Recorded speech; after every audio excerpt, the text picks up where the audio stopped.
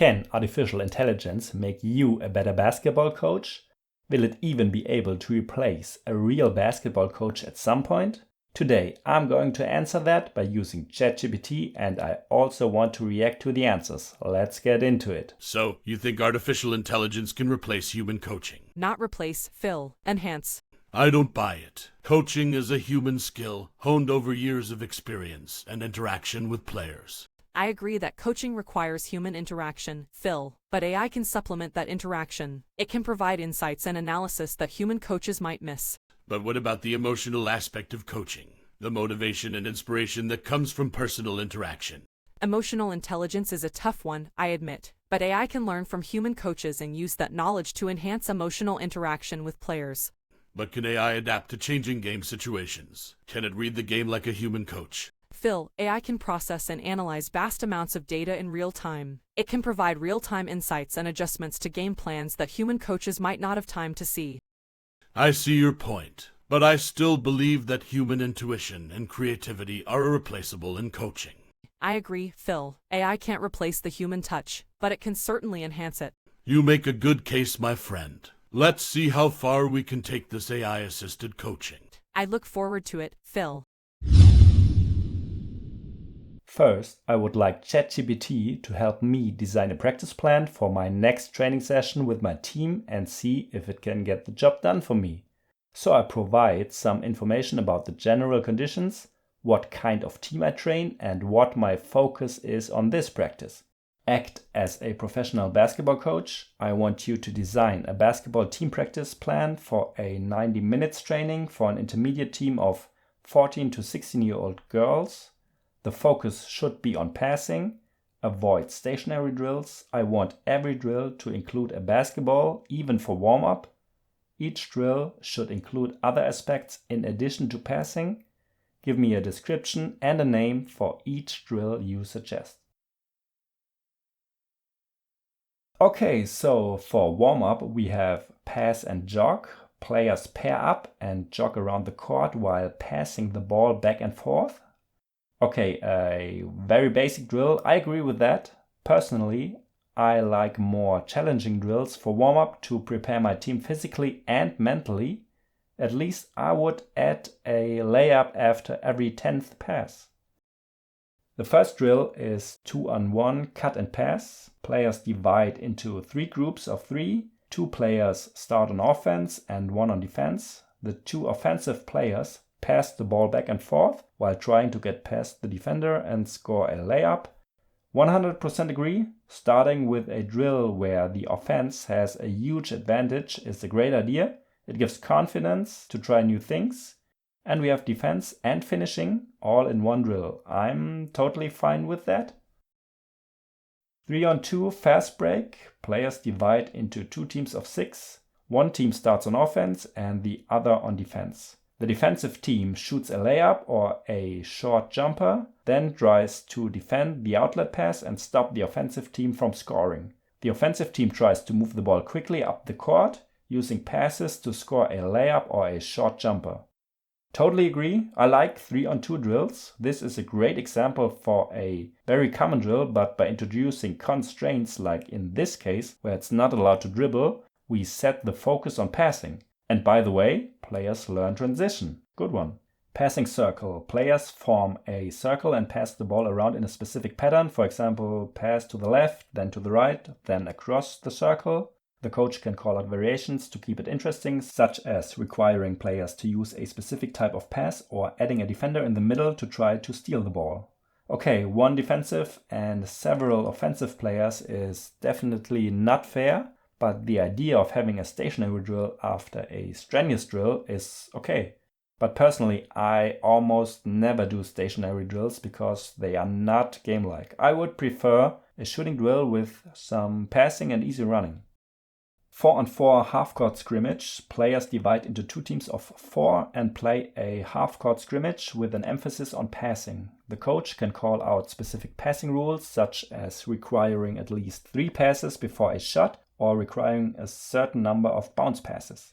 Agree with that one? I would go for a full court game right away, but again, having these constraints set the focus on passing, so totally fine. Cool down 10 minutes. Don't forget cooldowns. Not only good for your team's health, but also for the team spirit. Players pair up and pass the ball back and forth while stretching different muscle groups. Not quite sure how to pass and stretch at the same time, but the idea to include the passing even in the cooldown is awesome. These drills will not only improve the passing skills of the players, but will also incorporate other important basketball skills such as defense, fast breaks, and team play. That was exactly what I wanted, so all in all I am positively surprised how well thought out and modern the training plan of ChatGPT is. I could live with that 100%. Of course I would make a few adjustments here and there, but the basic concept is better than I thought. So in the next question, I want ChatGPT to design a full preseason training plan for me. Again, I provide some general conditions and then give it a try. I want you to design a 6-week preseason training plan. We have 3 workouts per week. Duration is 90 minutes each. The focus should be on building up endurance, maximum speed and stamina. I also want to introduce a full court man-to-man trap defense.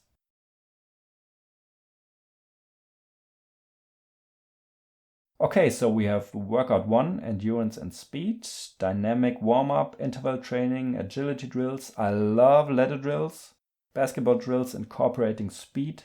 Don't let basketball drills come too short in the preseason. Always include a basketball to your drills. That keeps your players motivated. Workout 2, stamina, dynamic warm-up, endurance run, jump rope drills, basketball drills incorporating stamina. Workout 3, defense, dynamic warm-up, individual defensive drills. Good way to start. Then we have team defensive drills and the introduction to full court man-to-man trap defense. So ChatGPT each uses one workout for one focus. You can maybe mix it up a bit to have more variety and mitigate the body stress, but it's a clear pattern, so I agree with that one. Week 2, and as you can see by looking at the drills, ChatGPT suggests the intensity increases compared to week 1. We have plyometric exercises, suicide sprints, full court layups, and we dive deeper into the man-to-man trap defense, which is great. I'm going a little faster over the remaining weeks, but as you can see, there's some repetition. That's okay. A little more variety would be nice, but it makes things easier to understand and better trackable. But when it comes to defense, week 2 to week 6 is exactly the same. Maybe I need to ask ChatGPT in a separate question to get a more detailed plan how to introduce man-to-man trap defense. But anyway, ChatGPT gives me a nice and easy to understand 6-week preseason training plan. Nicely outlined. There's still a lot of work to do to go more into detail, but for an outline, it's definitely fine. So let's come up with a more specific question. I asked ChatGPT to provide an individual workout plan for my point guard. My point guard is great at dribbling and passing, but needs improvement at long-range shooting. What individual workout can she do on her own to improve her long-range shooting skills? She can do an extra workout 2 times a week for 30 minutes each time. Warm-up, start with a dynamic warm-up for 5 to 10 minutes to get her muscles ready for the workout. Here are some examples, definitely make sense. Form shooting, have her practice her form shooting by taking shots from close range, focusing on her shooting form and technique. This will help her build muscle memory for her shooting motion. I agree with that one. Building up muscle memory is one of the most important parts of shooting. Spot up shooting, set up cones or markers around the 3-point line and have her move around the court, taking catch and shoot shots from each spot. ChatGPT brings movement to the workout, great idea. Off the dribble shooting, game-like situations, have her practice shooting in game-like situations, such as catching and shooting off screens, shooting off the dribble with a defender, or shooting off pick and rolls. This point is awesome. I'm positively surprised by that one. Many human coaches forget about that one. It's so important. No matter what you train, proceed to game-like scenarios as soon as your players have the basic skills and technique. 100% agree. With the next question, I want to see if ChatGPT can even help me with a timeout in a game. We are in the middle of a season game. My team is on a 0-10 run and we are down by 12. What can I do to motivate my team to get back to their game? Call a timeout. Of course, that's what everybody would do in this case. Calm your team down, refocus their attention on the game, and provide them with specific feedback. So true. Adjust the game plan, analyze the team's strengths and weaknesses, and identify areas that need improvement. Make sure your team is focused on executing the new plan to the best of their ability. Agree with that one. Making adjustments and talking to the players during a timeout is only half the battle. You have to make sure that what you say resonates with your players.